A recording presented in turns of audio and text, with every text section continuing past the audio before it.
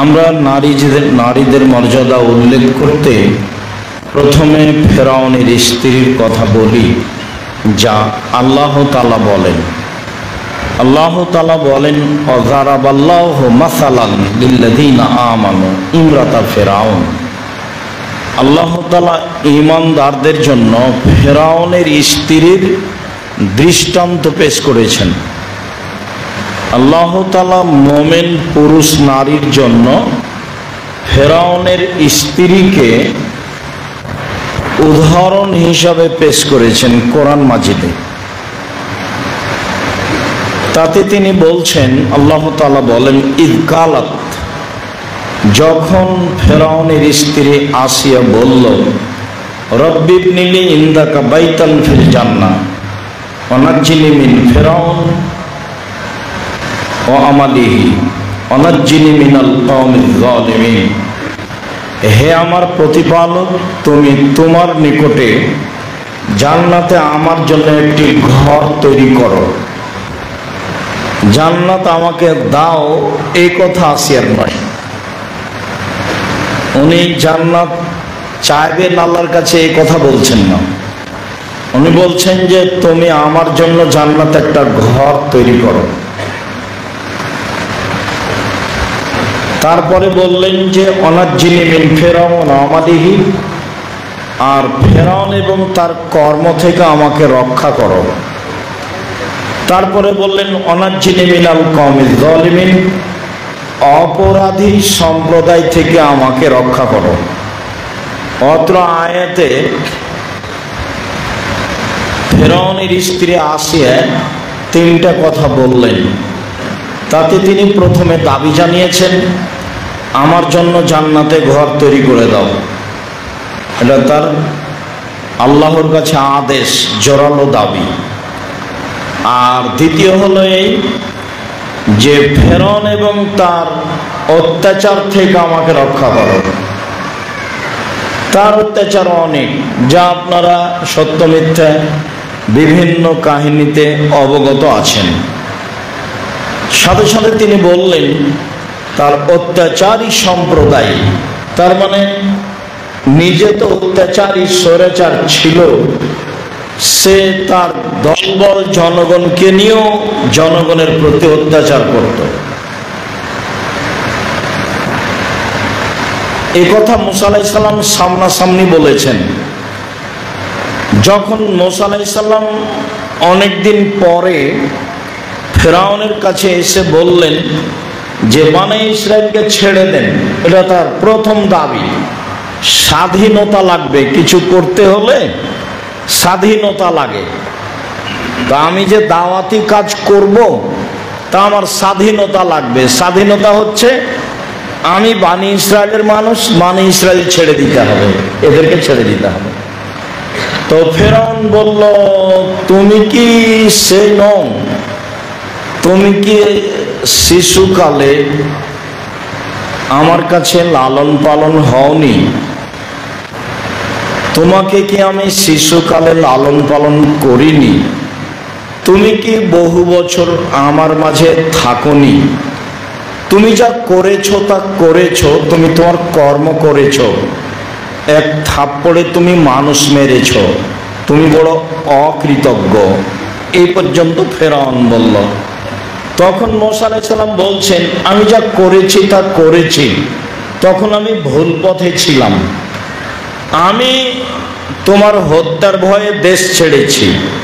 আমার প্রতিপালক আমার প্রতি দয়া করেছেন, তিনি আমাকে জ্ঞানে গুণে পূর্ণ করেছেন, তিনি আমাকে নবী করেছেন। তুমি আমার প্রতি অনুগ্রহ করেছো, শিশুকালে তুমি লালন পালন করেছো, অনুগ্রহ করে তুমি খোটা দিয়েছো। এই সুবাদে তুমি বনী ইসরাইলকে দাস দাসীতে পরিণত করেছো। তুমি বড় উদ্ধত স্বৈরাচার, সীমা লঙ্ঘন করেছো। এই পর্যন্ত মুসা আলাইহিস সালাম বললেন, তুমি বড় উদ্ধত স্বৈরাচার, সীমা লঙ্ঘন করেছো। আল্লাহ বহু জায়গাতে তার এই কথা বলেছেন। ইবনাতা ইমরান, ইমরানের মেয়ে মারিয়াম, আহসানাত ফারজাহা আল্লাতী আহসানাত ফারজাহা ফানাফাখনা ফীহি মিন রূহিনা। মারিয়াম অশ্লীল কাজে লিপ্ত হয়নি, সে নিজের লজ্জাস্থানকে হেফাজতে রেখেছে। জনগণ যা বলেছে তা ভুল বলেছে, আমি নিজে থেকে তার জরায়ুতে আত্মা ফুঁকে দিয়েছি, তার কারণেই তার সন্তান জন্ম নিয়েছে। সে পূত পবিত্র, অসাদ্দাকাত, সে আল্লাহকে বিশ্বাস করেছে, তার কেতাবাদিকে বিশ্বাস করেছে। ওয়াকানাত মিনাল কানিতিন, সে ছিল অনুগতদের একজন। পৃথিবীতে যারা ভালো মানুষ, সর্বোচ্চ ভালো, তার অন্তর্ভুক্ত মারিয়াম। আবু মুসা আশআরী রাদিয়াল্লাহু তাআলা আনহু বলেন, রাসূল সাল্লাল্লাহু আলাইহি সাল্লাম একদা বললেন, কামলা মিনার রিজালি কাসীর ওয়ালাম আকমাল মিনান নিসা ইল্লা সালাসা। বহু মানুষ বড় বড় জান্নাত লাভ করেছে, করবে, তবে মহিলারা তেমন বড় জান্নাত লাভ করবে না, মাত্র তিনজন। এক, আসিয়া ইমরাত ফিরআউন, ফিরআউনের স্ত্রী আসিয়া। দুই, বিনত ইমরান, ইমরানের মেয়ে মারিয়াম। তিন, ফাদলা আয়েশা আলা সাইরিন নিসায়ে কাফাদলি সারিদা আলা সারি তমে। আয়েশার সম্মান পৃথিবীর সকল মহিলার উপরে সারিদ খাদ্যের যেমন মর্যাদা, সকল খাদ্যের উপরে। গোস্তের ঝোলে রুটি ভিজালে তাকে সারিদ বলা হয়। এইটা যেমন আরবিদের কাছে সবচেয়ে পছন্দনীয় খাদ্য, তেমনি ভাবে সারা পৃথিবীতে সবচেয়ে সম্মানী মহিলা আয়েশা। এই কথা রাসূল সাল্লাল্লাহু আলাইহি সাল্লাম বলেন। আনাস রাদিয়াল্লাহু তাআলা আনহু বলেন, আল্লাহর নবী বলেছেন, হাসবুকা মিন নিসাইল আলামিন।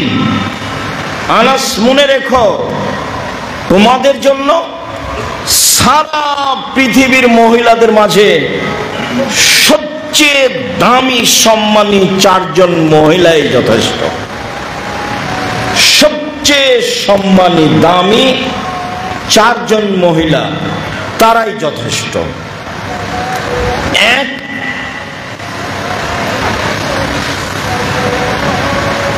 বিনত ইমরান, ইমরানের মেয়ে মারিয়াম। দুই, বিনত খুয়াইলিদ, খাদিজা, খুয়াইলিদের মেয়ে খাদিজা। তিন, বিনত মোহাম্মদ ফাতেমা, ফাতেমা মোহাম্মদের মেয়ে। চার, ইমরাত ফিরআউন, ফিরআউনের স্ত্রী আসিয়া। এই চারজন মহিলা পৃথিবীতে সবচেয়ে সম্মানী। এক, মারিয়াম। দুই, আসিয়া। তিন, খাদিজা। চার, ফাতেমা। অত্র হাদিসে আয়েশা রাদিয়াল্লাহু তাআলা আনহার কথা উল্লেখ হয়নি। এবার আমরা খাদিজা ও আয়েশাকে নিয়ে কথা বলি। আবু হুরায়রা রাদিয়াল্লাহু তাআলা আনহু বলেন, যা জিবরাইল ইলান নবী সাল্লাল্লাহু আলাইহি সাল্লাম, জিবরাইল আল্লাহর নবীর কাছে আসলেন। জিবরাইল এসে বলছেন, জাত খাদিজা, তো হাজি খাদিজা, তো যা, এই যে খাদিজা আসছে, মাহা এনাউন, তার কাছে একটা পাত্র আছে, ফিয়ে এদামুল তম, তাতে আছে তরকারি, তাতে আছে খাদ্য, তাতে আছে তরকারি, তাতে আছে খাদ্য। ফাজাআতাত ফাকরা আলাইহা সালাম মিন রাব্বিহা মিন্নি। আমি জিবরাইল বলছি, মুহাম্মদ সাল্লাল্লাহু আলাইহি সাল্লাম শোনেন, আপনার নিকটে খাদিজা পৌঁছে গেলে আপনি বলবেন, খাদিজা, তোমার প্রতিপালক আল্লাহ তোমাকে সালাম দিয়েছে, আর আমি জিবরাইল আমার পক্ষ থেকেও খাদিজাকে সালাম রইল, এটা বলে দিবেন। অবাশ্যরা বিবাইতিন ফিল জান্নাহ, আর একটা জান্নাতে ঘরের কথা বলে দিবেন, মিন কাসাবিন, হীরা মুক্তা মাণিক্য দ্বারা তৈরি, লা সাখাবা ফিহে ওয়ালা কাসব, সেখানে নাই কোনো হইচই, নাই কোনো কষ্ট ক্লান্তি, একটা ঘরের কথা বলে দিবেন।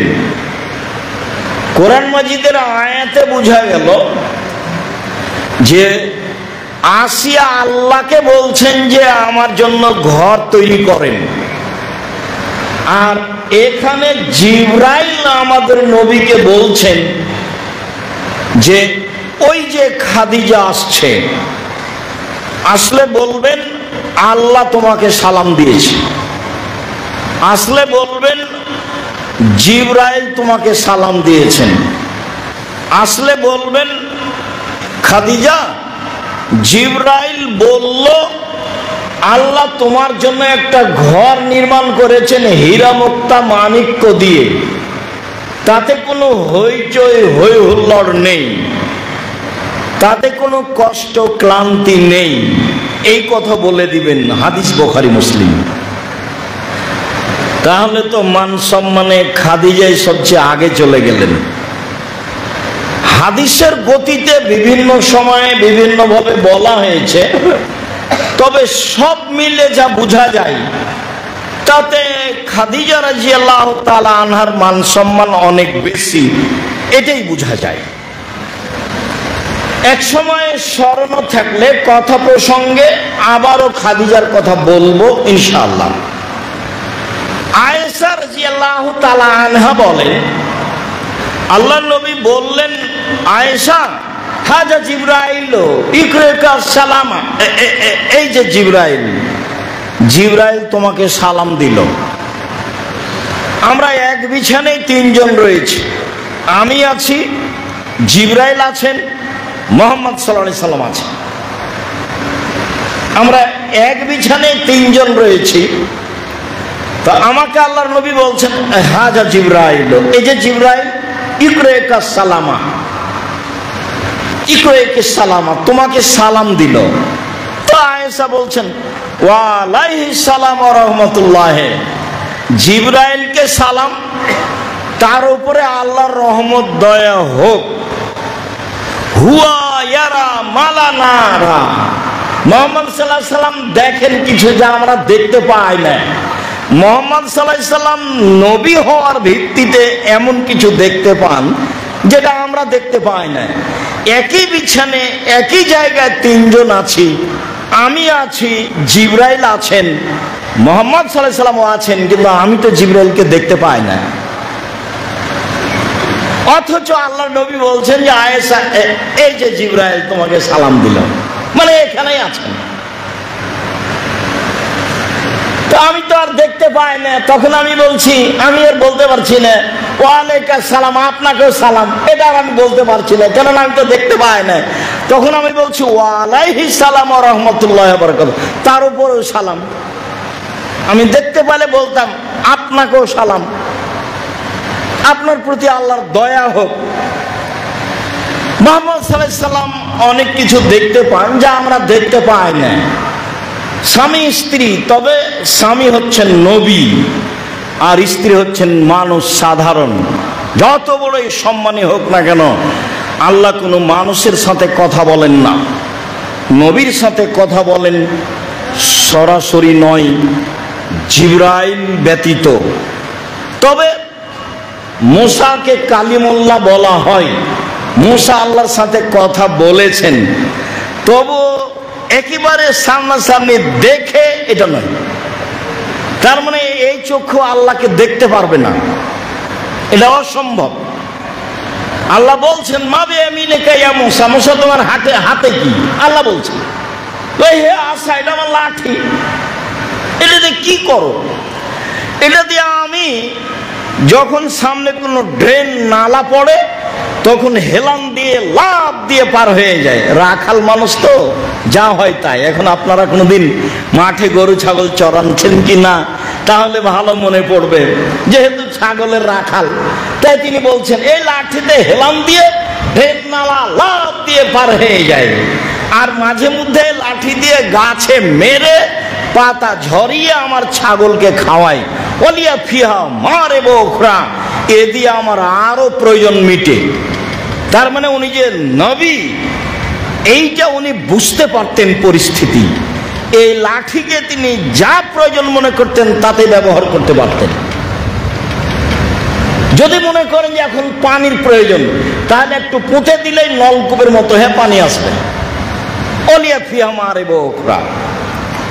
সম্মানিত দিনী ভাই বোন, আমরা বলছিলাম নারীদের মর্যাদা।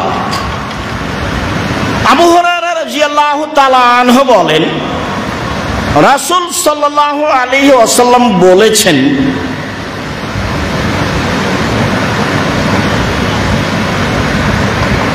নিসাউ কুরাইশ রাকেবনাল এবেলা, কুরাইশদের মহিলারা, কুরাইশ বংশের মহিলারা, মক্কার মহিলারা যারা উটের উপরে উঠে, সলেহ নিসাইল কুরাইশ, কুরাইশের মহিলারা সবচেয়ে ভালো, কুরাইশ বংশের মহিলারা সবচেয়ে ভালো। কেন? আহনাহু আলা ওয়ালাদিন ফি সিগরিহি, ওরা বাল্য অবস্থায় ছেলে মেয়েকে লালন পালন করতে খুব স্নেহময়, ময়াময়, দয়াময়, বাচ্চাকে খুব আদর করে, খুব ভালোবাসে। তাহলে এই বৈশিষ্ট্য আরবের সব এলাকার নয়। অবশ্য আমাদের দেশে, ভারত, বাংলাদেশ, পাকিস্তানে ছেলে মেয়েকে বেশি আদর করা হয়। এই আদরে ঠিক। আল্লাহ রাসূল বলছেন যে মক্কার মহিলারা, বিশেষভাবে কুরাইশ বংশের মহিলারা সবচেয়ে ভালো। কেন? সবচেয়ে সম্মানী কেন? তারা বাচ্চাদের প্রতি স্নেহশীল, বাচ্চাদের প্রতি দয়াশীল, বাচ্চাকে লালন পালন করতে, দয়া করতে তারা অনেক আগ্রহী, এই জন্য ভালো। দুই, ওয়ারদাহু আলা যাওজিন ফি যাতি ইয়াদিহি, এবং স্বামীর অর্থ সম্পদ হেফাজতে খুব যত্নবান। স্বামীর অর্থ সম্পদ, বাড়ি ঘর সবকিছু হেফাজত করতে বেশি যত্নবান, ওরা বেশি সচেতন। এই দুইটা সাইড ভালো মর্মে তারা সবচেয়ে ভালো নারী, এই কথা মুহাম্মদ সাল্লাল্লাহু আলাইহি সাল্লাম বললেন। আমাদের অনেক ভাই ব্যবসা বাণিজ্য করেন, জমি জায়গা চাষ করেন, স্ত্রীর প্রতি আস্থাশীল না হওয়ায় তারা টাকা পয়সার বিষয়টি তাদের সামনে বলতে পারে না, তাদের সামনে পেশ করতে পারে না, বা আশঙ্কা করে। বা ঘটনাও আছে এমন যে না বলে সে ভাই ভাতিজাকে দিয়ে দেয়, না বলে সে বাপ মাকে দিয়ে দেয়, না বলে স্বামীর সংসারকে এদিক সেদিক করে দিবে বলে আশঙ্কা করে, করেও। যারা এমনটা করে তারা ভালো মহিলা নয়, তারা প্রশংসার উপযুক্ত নয়। স্বামীর সংসারের প্রতি খুব ভালো যত্নবান, হুঁশিয়ার, সচেতন হতে হবে, তাহলে সে ভালো নারী। এ কথা রাসূল সাল্লাল্লাহু আলাইহি সাল্লাম বললেন। আবু হুরায়রা রাদিয়াল্লাহু তাআলা আনহু বললেন, রাসূল সাল্লাল্লাহু আলাইহি সাল্লাম বলেন, খায়রুন নিসায়ে, মহিলাদের মধ্যে সবচেয়ে উত্তম ভালো নারী কারা? কে? এক, এজা নাজারতা ইলাইহা সাররাতকা, তুমি তার দিকে লক্ষ্য করলে তুমি তার সাথে কথা বললে হাসি মুখে বলে, এটা হলো ভালো হওয়ার 1 নম্বর গুণ। 2, ওই যা আমার তাহা আতাতকা, তুমি আদেশ করলে তা মান্য করে। কিছু সমস্যা থাকলেও বলার সাথে সাথে মেনে নিতে হবে, এটা হলো ভালো মহিলা হওয়ার 2 নম্বর গুণ। 3, ওই যা গিবতা আনহা হাফেজাত মালিকা মিন মালিকা নফসাহা, তোমার অবর্তমানে তোমার বাড়ির অর্থ সম্পদকে হেফাজতে রাখে এবং নিজেকে হেফাজতে রাখে, সে হলো ভালো মহিলা। 1, নিজের স্বামীর অর্থ সম্পদ, বাড়িঘর, জিনিসপাতি, কাপড় চোপড় সব কিছু হেফাজতে যত্নে সুন্দর করে রাখতে হবে। বিলিয়ে দেওয়া যাবে না, কাউকে দিয়ে দেওয়া যাবে না। ফকির মিসকিন সেটা ভিন্ন কথা। এইটা হলো ভালো গুণ। 2, স্বামী বাড়িতে না থাকলে নিজেকে হেফাজতে রাখে, মানে এর সাথে গল্পে জড়িয়ে যায় না। আপনি মনে করছেন খুব ভালো আপনার স্ত্রী, 999 জন মহিলাই যারা ভালো বলে আমরা মনে করি, তারাও আপনার অবর্তমানে আর একজনের সাথে কথা বলে। আল্লাহ রাসূল তাকে ভালো বলেননি। নিজেকে হেফাজতে রাখে না, রাখার চেষ্টা করে না, তারা ভালো নয়।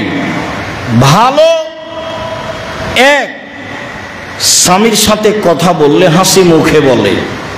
2, স্বামী আদেশ করলে পালন করে। 3, স্বামী বাড়িতে না থাকলে স্বামীর অর্থ সম্পদ হেফাজতে রাখে। 4, স্বামী বাড়িতে না থাকলে নিজেকে হেফাজতে রাখে। এই কথা মুহাম্মদ সাল্লাল্লাহু আলাইহি সাল্লাম বলেন ভালো নারীর গুণ বর্ণনা করতে গিয়ে। আবু হুরায়রা রাদিয়াল্লাহু তাআলা আনহু বলেন, রাসূল সাল্লাল্লাহু আলাইহি সাল্লাম বলেছেন, খায়রুন নিসায়ে, সবচেয়ে ভালো নারী, সবচেয়ে ভালো নারী 1, আল ওদুদ, স্বামীর সাথে প্রেম প্রীতি ভালোবাসায় যে সব সময় আগ্রহী, সব সময় প্রস্তুত। আল ওদুদ, স্বামীর সাথে প্রেম প্রীতি ভালোবাসায় সুলভ আচরণে সব সময় প্রস্তুত, যে মুখ খারাপ নয়, যার মুখ ভারী করে না, যে কথা বন্ধ রাখে না, যে সে হলো সবচেয়ে ভালো।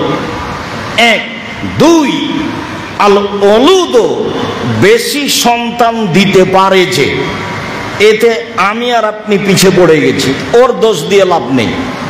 কে যে আপনার মাথায় ভূত চাপালো, আপনারা 10-12 ভাই বোন সবাই মানুষ হয়ে গেলেন, আপনার মা 16 জন মানুষের ভাত রান্না করতো ঢেঁকিতে ধান ভেঙে আর জাঁতায় আটা পিষে, তারপরে তো মেহমান ছিল মসজিদ থেকে 2 জন ধরে নিয়ে এসেছে রাত 10টায়, সব আপনার ভালোভাবে মনে আছে। সব আপনার মা করে মেহমানকে খাওয়িয়ে দিন কাটিয়ে দুনিয়া থেকে চলে গেলেন। আর আপনার স্ত্রী বা কি বুঝালো, আপনি বা কি বুঝলেন? মাদ্রাসা লাইনে যেসব ছেলে মেয়ে পড়ে, যেমন কাল না কখন রেজাল্ট হয়েছে, তো কিছু কিছু ছেলে আমার সামনে গল্প করছে যে ওস্তাদজি আমাদের অমুক গোল্ডেন পেয়েছে, অমুক প্লাস পেয়েছে। তা আমি বলছি আমি তো রেজাল্ট শুনি না, আমি এরকম রেজাল্ট পছন্দ করি না।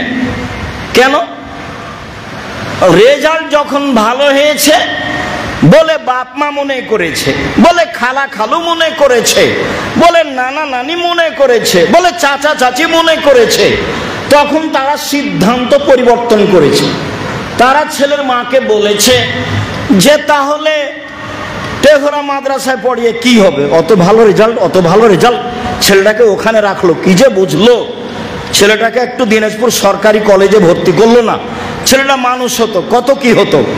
তবে এখন আর কি বলতে পারি, মানুষ যদি হয় তাহলে তিনটা পথ: এক, চোর; দুই, প্রতারক; তিন, লেবারের ম্যানেজার।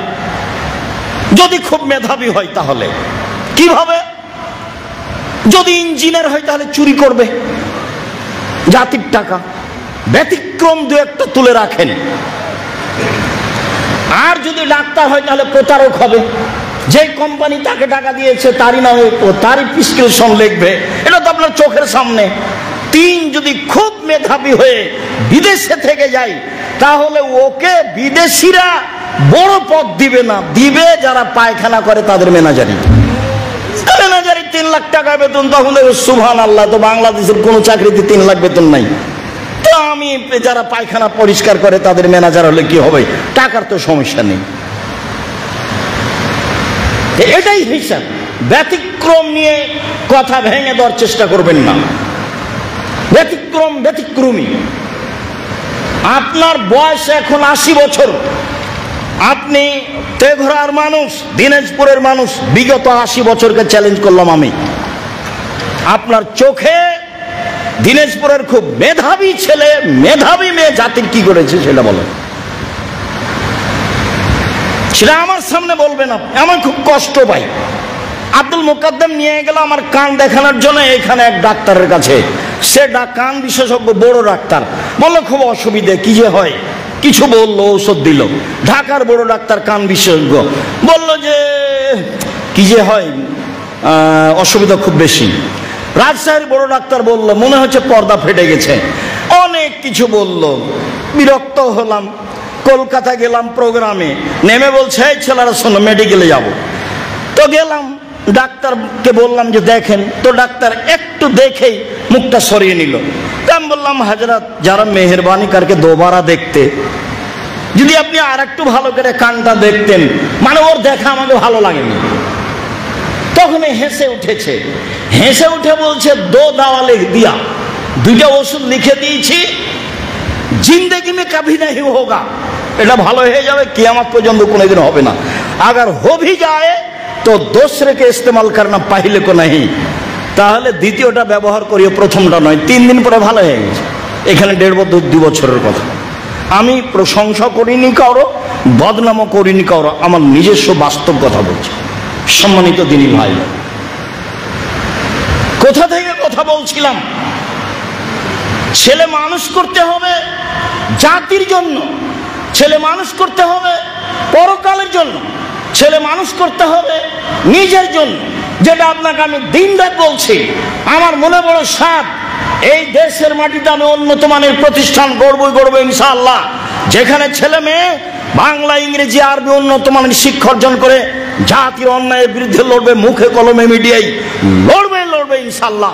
মাঠে আছি মুখে, মাঠে আছি কলমে, মাঠে আছি মিডিয়ায়, আরো শক্তভাবে থাকবো সময়ের গতিতে ইনশাআল্লাহ।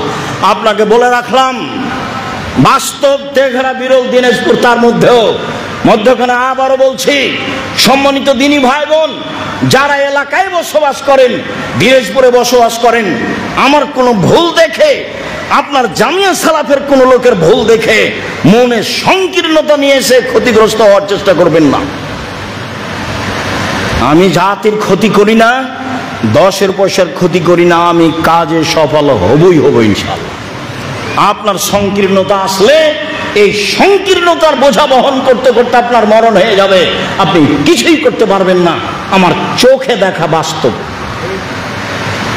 2013 সালের 24 আগস্ট রোজ মঙ্গলবার সকাল 11টার সময় বলেছিলাম জামিয়া সালাফিয়া হাঁটাবো, বীর হাঁটাবো, রূপগঞ্জ, নারায়ণগঞ্জ, ঢাকায়।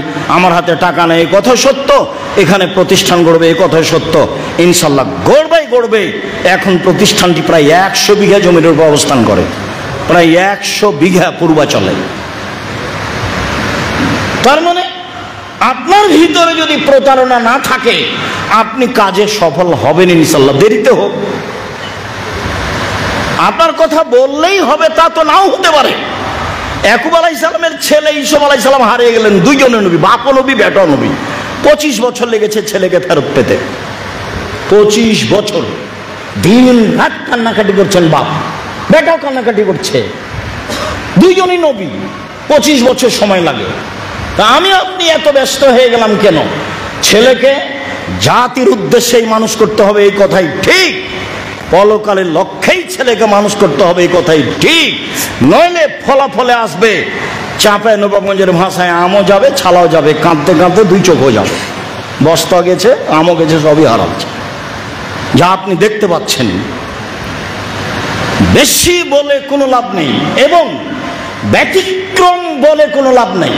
ব্যতিক্রম কিছু পৃথিবীতে থাকতেই পারে, থাকবে, এটাই স্বাভাবিক, যেহেতু মানুষ, ব্যতিক্রম কিছু থাকবেই। এক, স্বামীর সাথে প্রেমময় ভালোবাসায় আগ্রহী যারা, তারা সবচেয়ে ভালো মহিলা। 2, বেশি সন্তান দিতে পারে যারা, তারা সবচেয়ে ভালো মহিলা। 3, অল মুআতিয়াত, স্বামীর বিপদে ব্যথায় সমবেদনায় ব্যস্ত, সমবেদনায় বেদনা ভোগ করে যে সে, স্বামীর সুবিধা অসুবিধায় সময় সময় থাকতে হবে। 3, অল মুআসিয়াত, প্রয়োজনে স্বামীকে সান্ত্বনা দিতে হবে। সমাজের সাথে জড়িত, ব্যবসার সাথে জড়িত, দুর্ঘটনা ঘটতে পারে, ব্যবসায় কোনো দুর্ঘটনা ঘটতে পারে, সামাজিকভাবে দুর্ঘটনা ঘটতে পারে। স্ত্রী পাল্টা বলবে হয়েছে তোমার, ঠিক হয়েছে তোমার, ঠিক হয়েছে, তোমাকে কত বললাম তুমি যাও না, তুমি যাও না, তুমি গেলে, তুমি আমার কথা শুনলে, তুমি এই করলে, তুমি সেই করলে, তুমি আমার বাপের টাকাটি নষ্ট করলে, তুমি কত কি করলে, একবারে কি যে করলো, আপনার যা বিপদ এসেছিল 10 গুণ বাড়িয়ে দিল। তাহলে এ ভালো মহিলা নয়। দেখবেন এই কথাটি বলতে চেয়েছিলাম এখানে। এবার শোনেন, আল্লাহ রাসূল বলছেন গারে হিরাই হঠাৎ করে ভিন্ন আকৃতির মানুষ এসে বলছে, চেপে ধরে নিয়ে বলছে ইকরা, আপনি পড়েন। বলছে আমি পড়তে জানি না। আবার বলছেন ইকরা, আমি পড়তে জানি না, আমি তো অক্ষরই চিনি না, আমি পড়বো কি? বলে পড়েন, আমি পড়তে জানি না। চেপে ধরে বলছেন ইকরা বিসমি রাব্বিকাল্লাযী খালাক, খালাকাল ইনসানা মিন আলাক। যা হলো হলো, দৌড়িয়ে বাড়িতে এসে বলছে খাদিজা, আরে আমাকে কম্বল দিয়ে জড়িয়ে ধরো, খাসি তো আলা নাফসি, আমি মনে হয় মারা যাব, আমার হয়েছে, আমি আর বাঁচবো না। মানে কত বিপদগ্রস্ত হয়েছেন তিনি, অথচ সবাই তাকে ভালো বলেন, উনি নিজেও ভালো বুঝতে পারেন যে আমি ভালো, আমি মনে হয় মারা যাব। এই স্ত্রী বলছেন, এবার স্ত্রী বলছেন, মহিলা মানুষ আপনি যারা আমার সামনে আছেন, যারা অনলাইনের মাধ্যমে পৃথিবীর যে কোনো প্রান্ত থেকে অবগত হচ্ছেন, যারা সময়ের গতিতে অবগত হবেন, আমি সকল দিনী বোনকে বলছি, দেখেন খাদিজা বলছেন কাল্লা, কখনো নহে, অসম্ভব, এটা হতে পারে না, আপনার মনন হবে না, আপনি বিপদগ্রস্ত হবেন না। ওয়াল্লাহে মা ইউজিকাল্লাহ, আল্লাহর কসম, আল্লাহ আপনাকে অপমান করবেন না, আল্লাহর কসম আল্লাহ আপনাকে অপমান করবেন না। কেন? 1, তাসেলুর রাহেমা, আত্মীয়র সাথে সদাচরণ করেন। 2, তাহমেলুল কাল্লা, অসহায় মানুষের জিম্মেদারি নেন। 3, তাকসেবুল মাদুমা, নিঃস্ব মানুষকে সহযোগিতা করেন। 4, তাকরি জাইফা, মেহমানকে খেতে দেন। 5, যারা বিপদগ্রস্ত তাদের সহযোগিতা করেন। 4টা কথা একসাথে বললেন, অসম্ভব, আল্লাহর কসম আল্লাহ আপনাকে অপমান করবেন না, এই 4টা কারণ। আরে আপনি তো ভালো মানুষ, আপনি এইসব কাজ করেন। 1, আত্মীয়র সাথে ভালো আচরণ করেন। 2, অসহায় মানুষের জিম্মেদারি নেন। 3, নিঃস্ব মানুষকে সহযোগিতা করেন। 4, মেহমানি করেন, মেহমান দেখে ভয় পাবেন না। মেহমান তো ভাগ্নে ভাগ্নি, বোন এসেছে, 4-5টা ছেলে মেয়ে, আপনার স্ত্রীর মাথায় খারাপ, আপনার মাও বিপদে, কার দিকে যায় এতগুলো ছেলে মেয়ে? তো যে ছেলের বউ একটু নরম সেদিকে যায়, যা হবে হবে ওইদিকে যায়। আপনি এটা খুব ভালো জানেন, অথচ আপনাকে বলেছি, আপনি আমার আম্মাকে বলে দিবেন, আম্মা দুলা ভাই আমার কাছে খাবে, বোনেরা আমার কাছে খাবে, ভাগ্নে আমার কাছে খাবে, ভাগ্নি আমার কাছে খাবে, আমার আব্বার 10 বন্ধু যত ছিল যারা আসবে তারা আমার কাছে খাবে। এই কথা আপনি বলবেন আপনার মাকে। আপনার মায়ের মনটা বড় হয়ে যাবে। আপনার মায়ে বলবে, আল্লাহ তোমার ভালো করুক বেটা, আল্লাহ তোমার ভালো করুক, আল্লাহ তোমার ব্যবসা বাণিজ্যে বরকত নিরাপত্তা দান করুক। আপনার মা এমনিতেই বলবে। খেতে দেওয়ার পরে আপনি কথাটা বলেন না, কেন আপনি মাথা খারাপ করলেন? আপনার স্ত্রী কেন মাথা খারাপ করলো? ভুল বুঝছে। সবচেয়ে ভালো নারী, এক, স্বামীর সাথে প্রেম বিনিময়ে ভালোবাসায় আগ্রহী যে, 2, বেশি সন্তান দিতে পারে যে, 3, স্বামীর সাথে সমব্যথায় বেদনা ব্যথা ভোগ করে যে, 4, স্বামীকে বিপদ আপদে সান্ত্বনা দেয় যে। এই যে খাদিজা রাদিয়াল্লাহু তাআলা আনহা। একটু আরেক মিনিট দেখবেন, হুদায়বিয়ার যুদ্ধ, ফিরে যেতে হবে, মক্কায় যাওয়া যাবে না, কঠিন অবস্থা, সিগনেচার করে দিয়েছি, মক্কায় ঢুকবো না, সামনে বছর ঢুকে 3 দিন থাকবো, খুব গরম। ওমর বলছেন, কি ব্যাপার, আপনি সত্য নবী নন? হ্যাঁ আমি সত্য নবী। ইসলাম সত্য ধর্ম নয়? বলে হ্যাঁ ইসলাম সত্য ধর্ম। কোরআন সত্য কেতাব নয়? হ্যাঁ সত্য কেতাব। আপনি বলেননি যে কাবায় ঢুকবো? হ্যাঁ বলেছি কাবা ঘরে ঢুকবো, তবে এবছরই ঢুকবো, এই কথা বলিনি। অথচ কাবা ঘর পাশে চলে গেছে, একবারে নিকটে, 1.5-2 কিলোমিটার আছে। এখন নিরুপায় হ্যাঁ আবু বকর সিদ্দিকে গিয়ে বলছেন, কি ব্যাপার, মোহাম্মদ সত্য নবী নয়? হ্যাঁ সত্য নবী। ইসলাম সত্য ধর্মী নয়, সত্য ধর্ম নয়? হ্যাঁ ইসলাম সত্য ধর্ম। কেন? মোহাম্মদ সাল্লাল্লাহু আলাইহি ওয়াসাল্লাম বলেননি যে কাবা ঘরে ঢুকবো? হ্যাঁ বলেছেন, তবে এবছরই ঢুকবো, এই কথা বলেননি। একবারে দুইজনের কথা হুবহু, একটা অক্ষর কমবেশ নেই। অথচ একজন আর একজনের সামনে নন। যে ভাষা বলেছেন মোহাম্মদ সাল্লাল্লাহু আলাইহি ওয়াসাল্লাম, সেই ভাষা বলেছেন আবু বকর সিদ্দিক রাদিয়াল্লাহু তাআলা। তাহলে ফিরে যাওয়া কঠিন। তো বলছে, শোনো সবাই গরু জবাই করো, কুরবানি করে দাও, এখানে মাথা নেড়ে করে দাও, এখানে কেউ যাচ্ছে না। আল্লাহ রাসূল বলছেন তোমরা কুরবানি করো, কেউ কুরবানি করছে না। কেমনে ফিরে যাই? কাবা ঘরের পাশে এসে ফিরে যাব মানে মরবো, ফিরে যাব না, সবারই একই কথা। তো এখন উম্মু সালমাকে গিয়ে বলছেন, উম্মু সালমা স্ত্রী, বুদ্ধিমতী নারী, কি করা যায় উম্মু সালমা? চিন্তা করেন কেন? নিজের কুরবানিটা আগে নিজেই করেন না, দেখা যাক কি হয়। এবার আল্লাহ রাসূল নিজে কুরবানি করে দিলেন, সব ধীরে গিয়ে নিজের কুরবানি নিজে করতে লাগলো। উম্মু সালমা বলছেন, স্বামীকে হতাশাগ্রস্ত নিরাশাগ্রস্ত করা হবে না, আর এইভাবে উল্টা চলা হবে না। সম্মানিত দিনী ভাই বোন, সম্মানী নারী যা রাসূল সাল্লাল্লাহু আলাইহি ওয়াসাল্লাম বলেন, আল্লাহুম্মা সাল্লি আলাইহি আল্লাহুম্মা বারিক।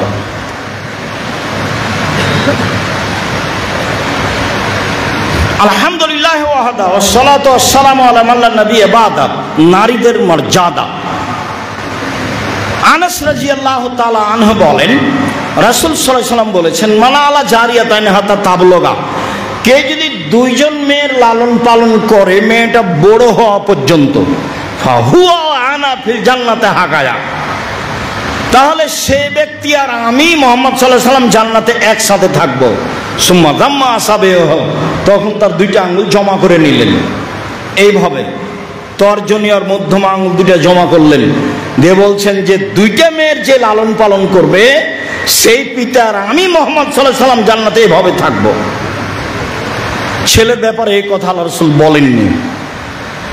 তিনি বলেছেন, কেউ যদি এতিম লালন পালন করে তাহলে সেই ব্যক্তি আর আমি জান্নাতে একসাথে থাকবো।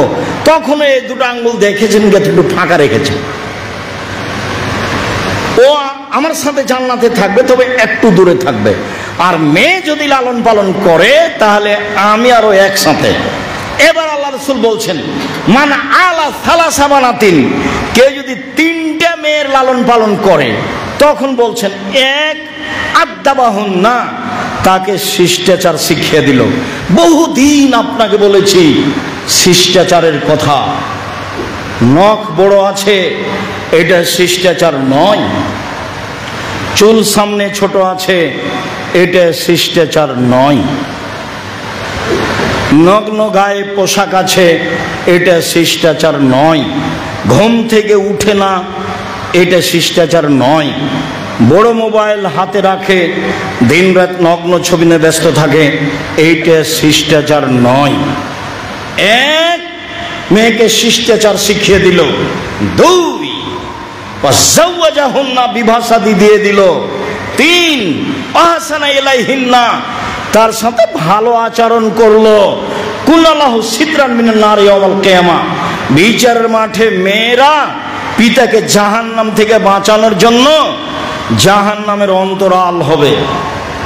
ওইদিকে থাকবে জাহান্নাম, এদিকে থাকবে পিতার মধ্যে থাকবে মেয়েরা। আমার আব্বাকে জান্নাতে দিতে হবে, তারপরে কোনো কথা। তিনটা মেয়ের ফল, আমার আব্বাকে জান্নাতে দিতে হবে, তারপরে কোনো কথা। আমাদের সাথে কোনো কথাই নাই। এত শক্তভাবে মেখে যাবে, কোন আমল এত শক্ত হয়ে দাঁড়াবে না। দান একটা থেকে আর একটা করতে পারে, এ কথা ঠিক, কিন্তু এত শক্তভাবে দাঁড়াবে মেয়ে বাপকে জান্নাতে নিয়ে যাওয়ার জন্য। মেয়েদের মর্যাদা, মেয়েদের মর্যাদাই ভিন্ন, যা রাসূল সাল্লাল্লাহু আলাইহি সাল্লাম বলেন।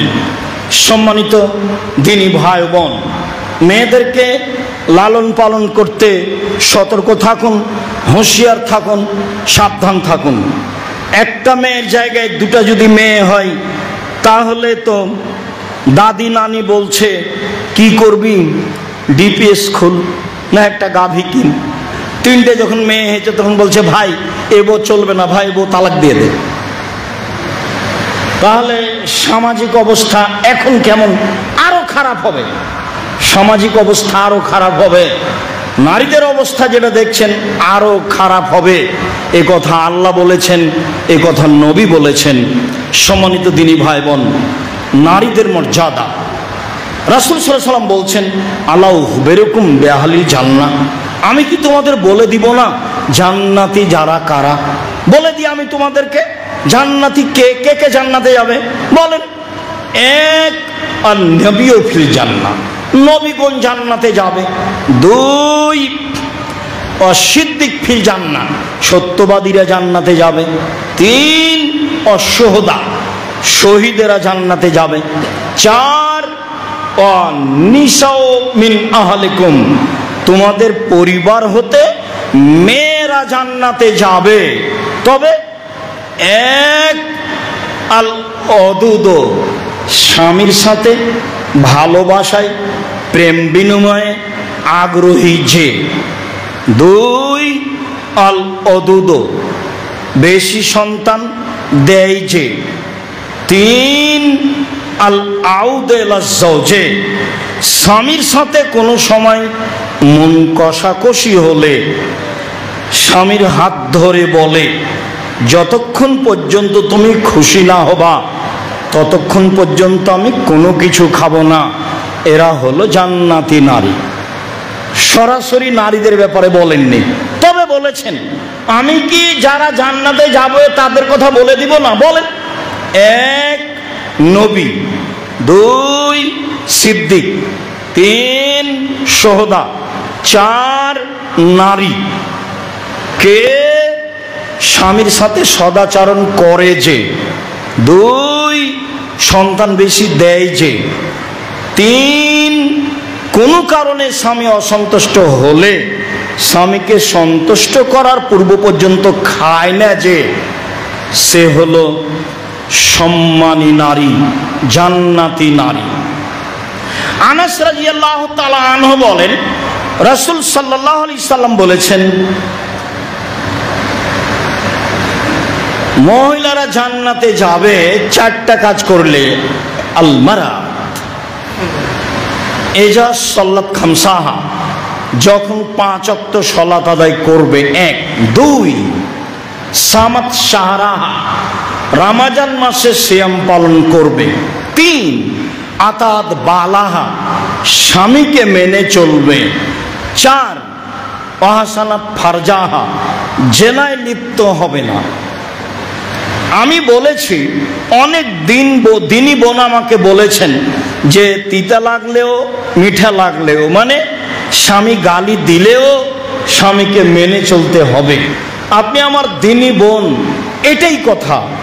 আমার পক্ষ থেকে বিকল্প কিছু বলার নেই, এটাই কথা। আপনার স্বামীর মুখ খারাপ হলেও আপনার স্বামীর সাথে আপনাকে ভালো আচরণ করতে হবে, এটাই ঠিক। নারীদের জন্য জীবনের 2টা জিনিস কল্যাণ ডেকে নিয়ে আসবে, সেটা হলো 1 প্রতিশোধ না নেওয়া, প্রতিবাদ না করা, আর অভিমান না করা। 2টা কাজ। প্রতিবাদ করবেন না, যা বলছে বলুক, চুপ থাকেন, শরীর কেটে যাবে না। মুখ বন্ধ রাখেন, ভালো হবে। যা বলছে বলুক, প্রতিবাদ নেই। তুমি এই কথা বললে কেন, তুমি এই কাজ করলে কেন, প্রতিবাদই নেই।